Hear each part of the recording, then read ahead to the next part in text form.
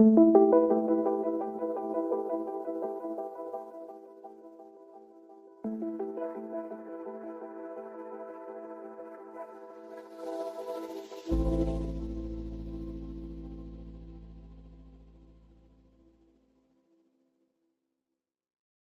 Zhou dynasty is considered the cradle of Chinese civilization, which, according to traditional chronology, ruled the Yellow River Valley between 2070 BC and 1600 BC. This era marked the transition from late Neolithic tribal alliances to the first centralized hereditary state formation. We present the most important pillars of this period. The rise of the dynasty is inseparable from the figure of Great Yu, also known as Daju. According to the chronicles, the central regions of China were struck by devastating floods. Ya's father, Gan, tried to use dams, but Ya chose a new tactic. By digging channels and riverbeds, he diverted the water to the sea. Legend has it that Yu worked tirelessly for 13 years. During this time, he passed by his own house 3 times, but never once went inside. He did not allow his love for his family to distract him from the task of saving his people. Thanks to his success, he was chosen as the successor to the throne. After Yu's death, the tribal leaders elected Yu's son, Qi. With this step, succession based on merit came to an end in China. The first hereditary monarchy began. With this, the Shah dynasty laid the foundation for the millennia-old tradition of Chinese statehood. For a long time, the Xia era was considered mere fiction, but the Erle culture discovered in 1959 proved its archaeological reality. The unearthed monumental palaces and fortifications clearly demonstrate the presence of a highly organized, centralized state in the second millennium BC. Technology began to develop at a dramatic pace. This is where the first complex bronze objects made using mold casting techniques appeared. The multi-piece clay casting method used here was unique and laid the foundations for the renowned Chinese bronze art of later eras. Among the finds, a scepter in the shape of a dragon inlaid with more than 2,000 pieces of turquoise stands out, which was probably a symbol of royal authority. This find not only demonstrates extraordinary craftsmanship, but also the millennia-old presence of the dragon motif in Chinese culture. The survival of the dynasty depended on successful agriculture. By this time, silkworm breeding and an advanced calendar system already existed. The Xia calendar determined the timing of agricultural work based on the position of the stars, ensuring the food supply. According to the chronicles, the last ruler of the Xia dynasty, Ji, was a cruel and corrupt tyrant who cared nothing for his people. According to legend, he had a lake filled with alcohol built for his guests, while the people starved and suffered under enormous tax burdens. Tang, the leader of the rebellious vassal states, took advantage of the people's discontent and achieved a decisive victory at the Battle of Ming Chao around 1600 BC. The battle, fought in the midst of a mighty storm, brought an end to the 470-year rule of the Xia dynasty, paving the way for a new era. The fall of the Xia laid the foundations for the theory of the mandate of heaven. If a ruler becomes unworthy, heaven withdraws its support from him. Power passed to a more just leader. With this, a new chapter began in China's history, one that would shape political thought for millennia. This was followed by the Shang dynasty. The Shang dynasty, from 1600 to 1046 BC, is a cornerstone of Chinese history. This is the first state whose existence is indisputably proven not only by archaeological finds but also by contemporary written sources. The center of the empire was located along the Yellow River in what is now Henan, Shaanxi and Shandong provinces.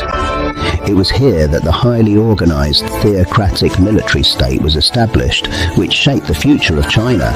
During the Shang period, China finally moved beyond tribal structures. At the head of society stood the king, the Wang, who was simultaneously the political leader, military commander and high priest, the link between the living and the gods. During the dynasty's existence, the capital was relocated several times.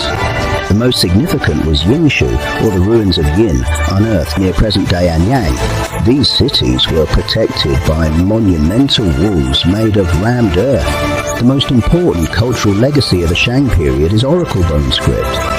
For royal divinations, they used turtle shells or ox shoulder blades into which questions for the ancestors were carved. This oracle bone script is the direct ancestor of modern Chinese writing. king read the ancestors' answers from the pattern of the cracks, which accurately preserved the names of the rulers and the events of the time. Royal decisions made on the basis of these divinations were unquestionable. These finds confirm that Sima Qian's records, written centuries later, were not tales but actual historical facts. The technological standard of Shang Dynasty bronze craftsmanship was unparalleled. The monopoly over bronze production ensured the dynasty's rule, but bronze was used solely for ritual purposes and weaponry. Enormous sacrificial vessels with intricate patterns were cast in honor of the ancestors. The Taoti motif, this stylized mystical animal mask, was the most distinctive element of Shang art. The strength of the Shang army lay in their bronze weapons, especially the battle axes resembling hatchets and the spearheads. It was this technological superiority that made them the invincible power of their age. It was also during this era that two-wheeled chariots appeared in China. Vehicles drawn by horses became the main striking force in warfare, transforming the military tactics of the time. In China, jade was more valuable than gold.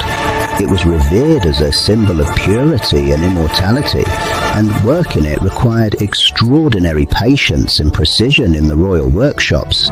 Respect for ancestors was the cornerstone of society.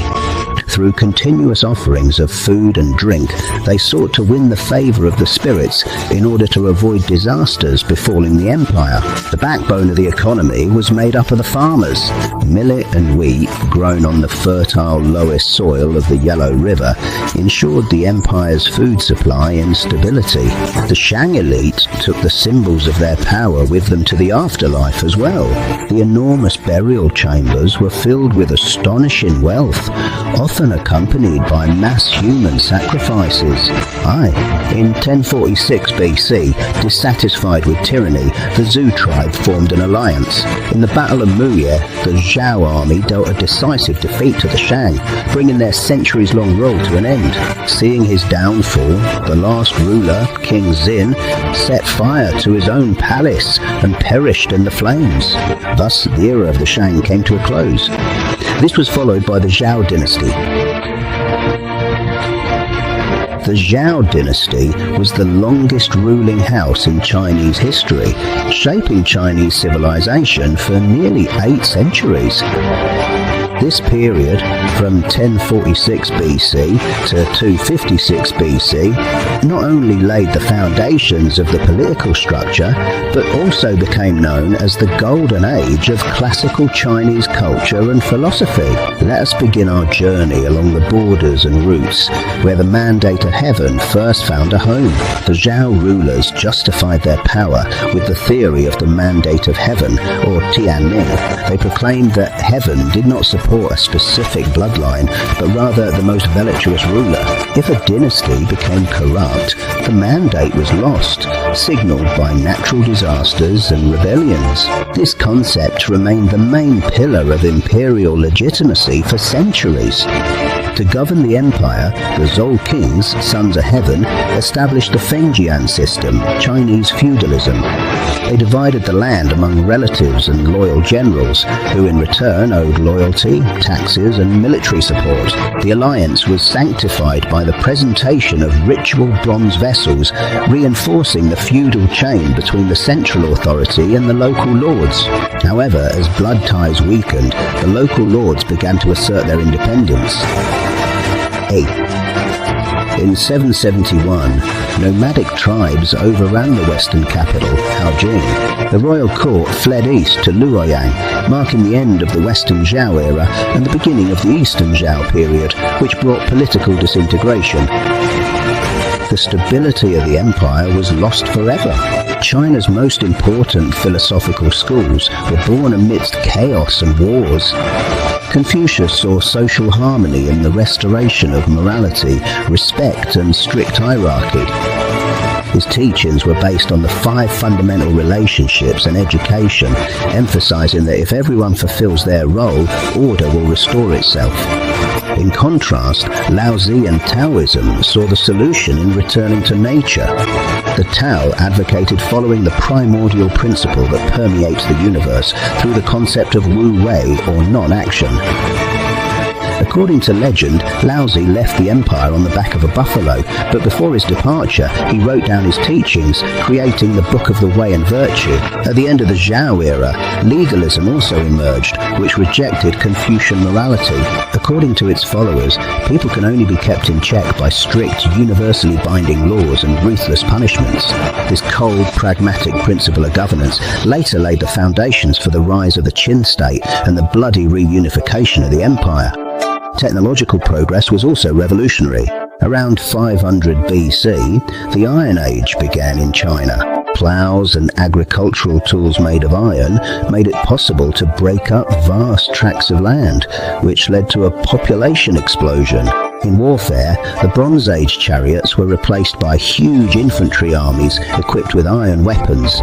With the economic upturn, the first metal coins also appeared. Bronze coins shaped like spades or knives boosted trade between the provinces. In the bustling city markets, agricultural surpluses, silk and grain changed hands, laying the foundations of a monetary economy despite the fragmentation of the empire. The final phase of the Zhao dynasty, the era of the warring states, was marked by the bloody struggles of 7 major rival states. On the battlefields, disciplined peasant armies equipped with crossbows fought for supremacy.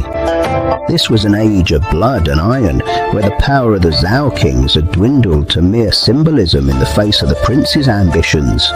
Finally, in 256 BC, the state of Qin put an end to the nominal rule of the Zhao dynasty. With the removal of the 9 sacred bronze cauldrons, the era of the longest Chinese dynasty came to an end. This was followed by the Qin dynasty and the era of the southern and northern dynasties. The Qin and Jin dynasties reunified the country. Nomadic tribes invaded from the north. In the north, nomadic dynasties, and in the south, Han Chinese dynasties succeeded one another. It was during this period that Buddhism spread widely throughout China.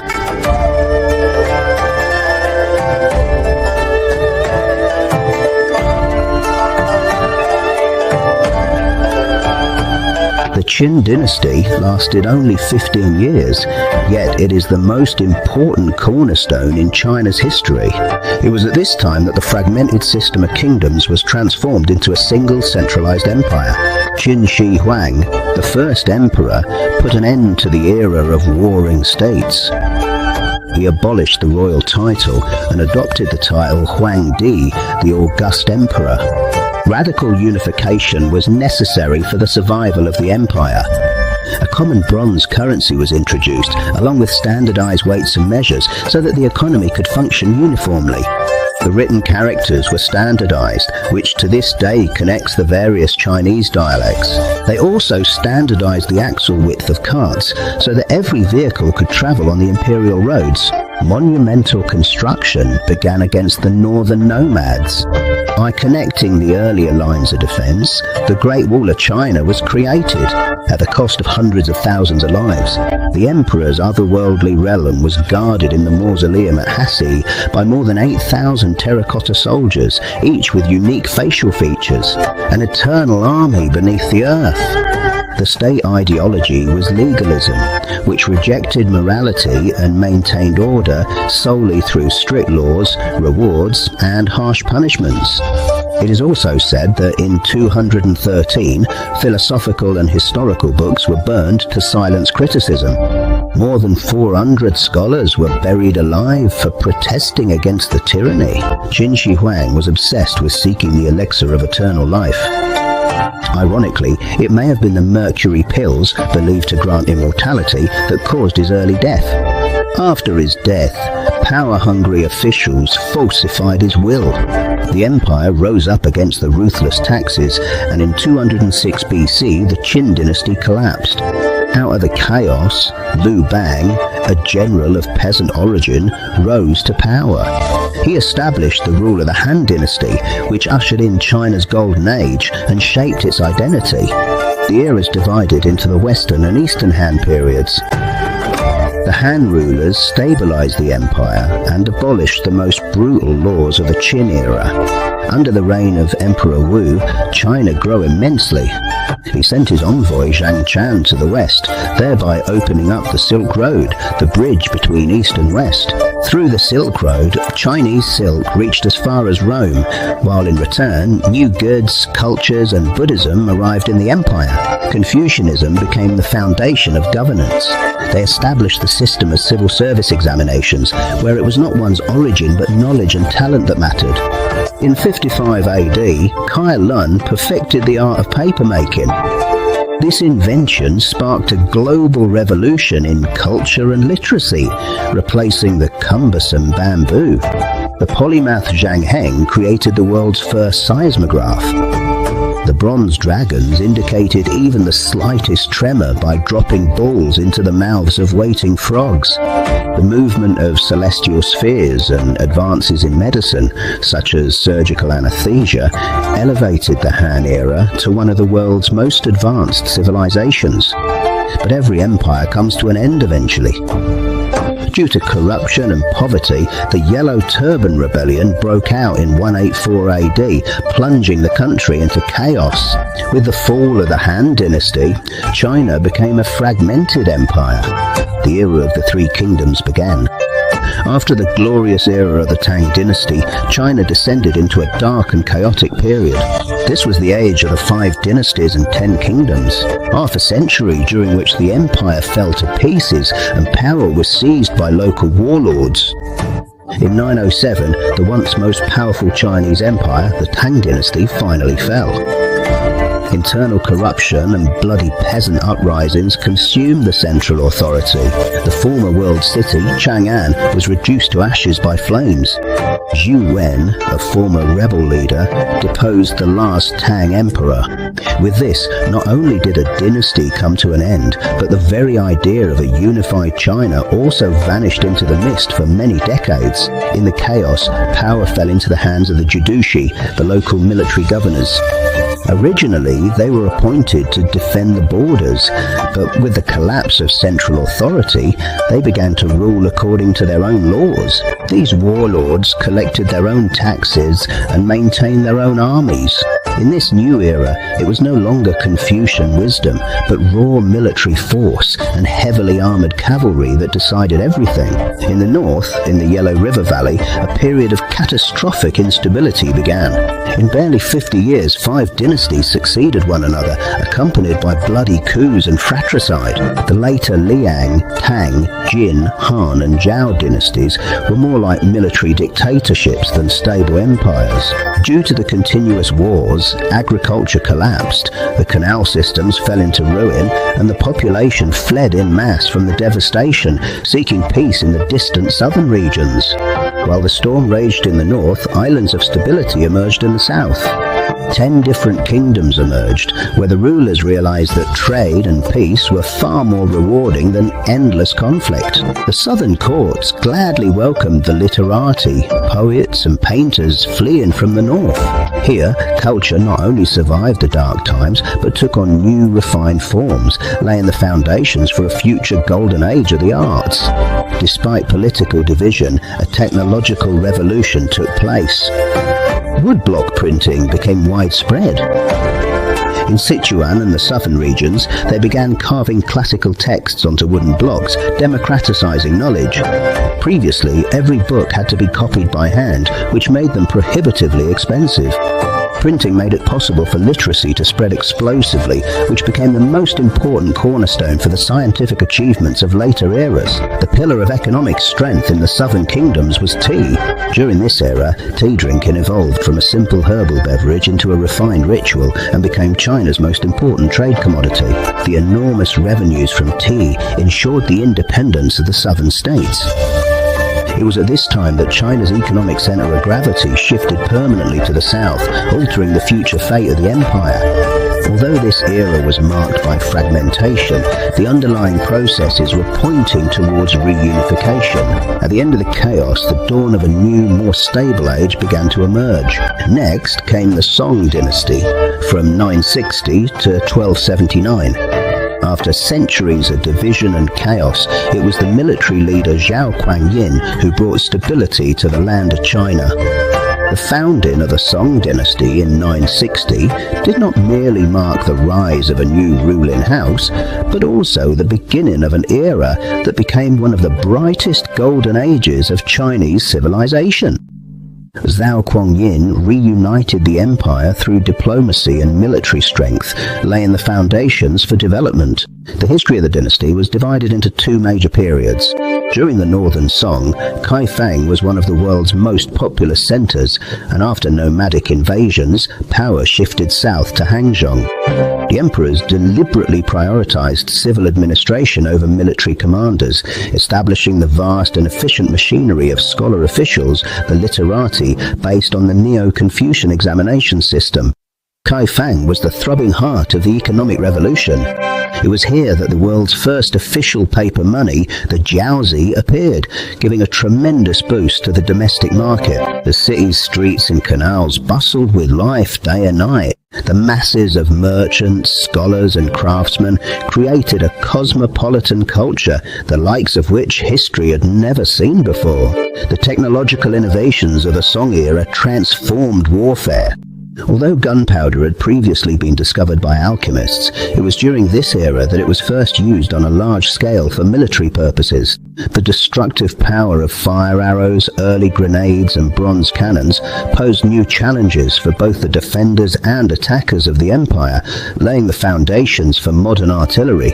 Science did not stop at the land. The perfection of the magnetic compass enabled Chinese sailors to confidently navigate across the Indian Ocean.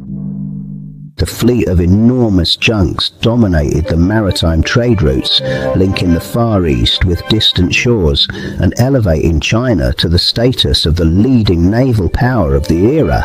The revolution in literacy was brought about by Bi Sheng's invention, movable type printing. Books became cheaper and more accessible, resulting in an explosive growth in literacy and the spread of the sciences. Deep within the imperial libraries, knowledge was no longer merely the privilege of the few, but the key to social advancement. The aesthetics of the Song era culminated in simplicity and harmony with nature. Monochrome, pale green celadon porcelains became the most coveted luxury items of the empire and the foreign elite. The same approach was reflected in monumental landscape painting, where the relationship between man and nature intertwined in meditative silence. Although the culture and economy of the Song dynasty reached unparalleled heights, the wheel of history kept turning. Internal strife and external pressure eventually weakened the empire, and on the horizon a new and formidable force appeared from the north. After the glorious Song era came the Yuan dynasty under Mongol rule from 1271 to 1368. At the end of the 13th century, the wheel of the world turned dramatically. Kublai Khan, the legendary grandson of Genghis Khan, founded the Yuan dynasty empire in 1271. This was the first time in history that the whole of China came under the complete control of foreign, non-Han conquerors. Kublai was not merely a destructive conqueror, but also a visionary who, by building the new capital Dadu, united the nomadic Mongol steppe traditions with the splendor of Chinese imperial culture. However, Mongol rule brought with it a strict and ruthless order. They introduced a four-tier caste system which determined an individual's place in the empire based on ethnicity. At the top of the pyramid stood the Mongol elite. Beneath them, the Central Asian allies, the Semu. The Chinese population was divided into two lower classes, with the southern Han living in the deepest state of disenfranchisement. The tension was palpable. In the shadow of luxurious furs and jewelry, the angry exhaustion of the peasants laid the foundations for future storms. Yet, in this tense atmosphere, culture began to flourish anew. Yuan drama, or zaju, became an art form that built a bridge between the conquerors and the conquered. On travelling stages, heroic epics and shadowy tales came to life, while the art of the novel also began to develop. The stage masks and richly embroidered silk robes were dazzling proof of the era's multicultural melting pot. It was during this period that the Venetian traveller Marco Polo also visited China. He spent nearly 17 years in the service of the Khan, marvelling at the sophistication and immense wealth of the Eastern world. The beams of light filled with dust motes shining through the palace windows illuminated not just the meeting of two people, but the encounter of two civilizations, forever changing Europe's perception of the Far East. However, the foundation of the empire remained the formidable Mongol cavalry. The highly mobile, disciplined mounted archers represented the most advanced military technology of their time. With their reflex bows and hardened leather armour, they guaranteed the continuation of the Pax Mongolica, the Mongol peace, ensuring the tranquility of the vast Asian territories and trade routes. The greatest achievement of the Mongol conquest was the complete revival of the Silk Road. The unity of the empire made travel safe, allowing goods, science and culture to flow between East and West with unprecedented freedom. Persian silks, Chinese porcelains and European cloths arrived on camelback, binding the world into a single vast global network. However, nothing lasts forever. By the middle of the 14th century, the empire was struck by natural disasters, devastating famines and economic crisis. The desperation of the Han population found expression in the Red Turban Rebellion. Peasants and craftsmen with defiant looks took up arms against the oppressive Mongol rule, reducing the bastions of former glory to ashes. In 1368, the rebels reached the capital. The last Yuan emperor and his court fled north, back to the Mongolian steppes, bringing nearly a century of Mongol rule in China to an end. On the ruins of the empire, a new era began. The Ming dynasty followed, from 1368 to 1644. The Han Restoration, the 14th. In the middle of the 14th century, China lived under the shadow of Mongol oppression. However, among the humiliated Han population, an extraordinary figure emerged. Zhu Yuanzhang, who rose from a beggar and impoverished peasant boy to become a military leader, drove out the conquerors and in 1368 founded the Ming, or Brilliant Dynasty. As Emperor Hongwu, he set out to revive Han traditions, bringing an end to a century of foreign rule. Fearing the return of the Mongols, the Ming rulers began constructing the most monumental defensive structure in the world. 90% of the Great Wall as we know it today was built during this period, with gigantic bastions of stone and brick defending the empire. This wall symbolized not only protection, but also China's proud isolation from the outside world. During the reign of Emperor Yongle, the capital was moved to Beijing. It was here that the construction of the new heart of the empire, the Forbidden City, began. More than 1 million workers and craftsmen laboured to incorporate the world's most precious materials, from giant southern Chinese pines to Beijing marble. This feat of engineering created the most grandiose seat of power of its age, which remained the ritual centre of China for 500 years. Within the palace walls, the absolute power of the imperial court and the perfect order of the Confucian hierarchy prevailed. Only the chosen few were allowed to enter here. Those who violated the order faced death. This was the meeting point of earthly and heavenly power. At night, the palace revealed another face. Behind the silent walls, intrigue and the mystique of imperial solitude reigned. This is a world of seclusion, of court ladies and eunuchs, where the fate of the empire was often decided in whispers. Before Europe discovered the world, the Ming were already masters of the oceans. Under the command of Admiral Zheng He, the world's largest fleet set sail. The fleet, consisting of 300 ships, reached as far as India and Africa, demonstrating the majesty and wealth of the Celestial Empire. Their aim was not colonization, but to proclaim the superiority of Chinese civilization on distant shores. The art of the era reached its peak in blue and white porcelain. In the kilns of Jingdezhen, technology and spirit became one. These luxury items became some of the world's most valuable treasures, linking China to the lifeblood of global trade. The Ming restored the strict Confucian examination system. The only path to social advancement was through knowledge. Although this ensured meritocracy, the dogmas that became rigid over time also contributed to a greying of thought. By the 17th century, the glory had faded. Internal corruption, famines and uprisings shook the very foundations of the empire. From the north, the Manchus broke through the Great Wall, bringing a 500-year era to an end. The last emperor ended his life within the palace walls. With this, the glorious and tragic chapter of the Han Restoration came to a close. This was followed by the Qing dynasty from 1644 to 1912, the last imperial dynasty. In 1644, the wheel of history turned over China.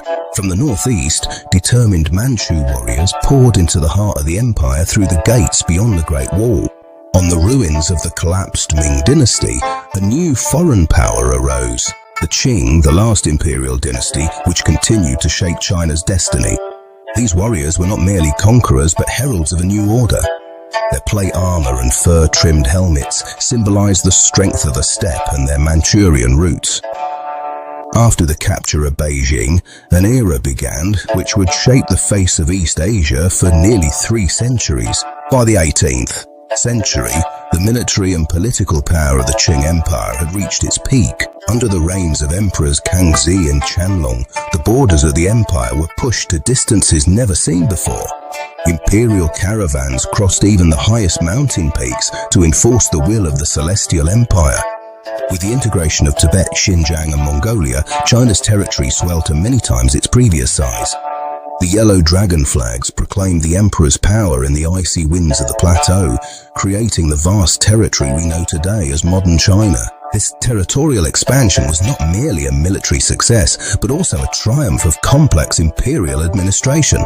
Under the Qing dynasty, China's population and territory reached their historical peak, uniting the most diverse peoples and cultures within a single framework. However, power came at a price. The conquering Manchus introduced strict social controls to distinguish themselves from the majority Han Chinese. The most radical measure was making a particular hairstyle compulsory. Every man had to shave the front part of his head and braid the remaining hair into a long queue. This queue became the ultimate symbol of loyalty or rebellion. The order was brutal. Keep your hair and lose your head, or shave your head and keep your hair. Anyone who resisted was immediately beheaded in public as an enemy of the emperor. While tension vibrated throughout the country, the Manchu elite lived in isolation from the outside world behind the monumental walls of the Forbidden City. Here, time stood still. Strict rituals, lavish luxury, and unquestionable hierarchy ruled daily life in the lacquered wood and gold throne rooms. However, this splendor proved to be a gilded cage. Because of the court's isolation, the emperors were slow to notice the approach of the modern world. The twilight lights of the Forbidden City illuminated the last beautiful yet powerless moments of a fading order. In the 19th century, the winds of change arrived from the sea with stormy and destructive force. During the Opium Wars, the technologically outdated Chinese fleet was powerless in the face of the Western powers, especially Britain's modern steam-powered warships. The traditional world order was shattered. Shock and despair appeared on the faces of the officers stationed in the coastal forts. They had not only lost a war, but also their faith in the invincibility of the Celestial Empire. The era of opening the ports and sinking into semi-colonial status had begun irreversibly. The external blows were compounded by internal bloodshed. The Taiping Rebellion swept through southern China as the bloodiest civil war in history. More than 20 million lives were lost in the chaos, which fatally weakened the state treasury and the legitimacy of the dynasty. In 1911, the revolution finally broke out, showing no mercy to the old order. The soldiers of the Xinhai Revolution marched with modern weapons and the ideals of freedom. Cutting off the queues symbolized the final rejection of Manchu rule and the birth of Republican China. In February 1912, with the abdication of the last child emperor, the Forbidden City fell silent. The mighty throne remained empty, and among the dust particles lay the shattered fragments of a 2,000-year-old empire. An era had truly come to an end. In 1912, the more than 2,000-year history of the Chinese Empire came to a close. But the civilization shaped by emperors, scholars, poets, craftsmen, soldiers, and millions of people lives on. For empires are born and disappear, Yet culture and memory outlast every twist of history.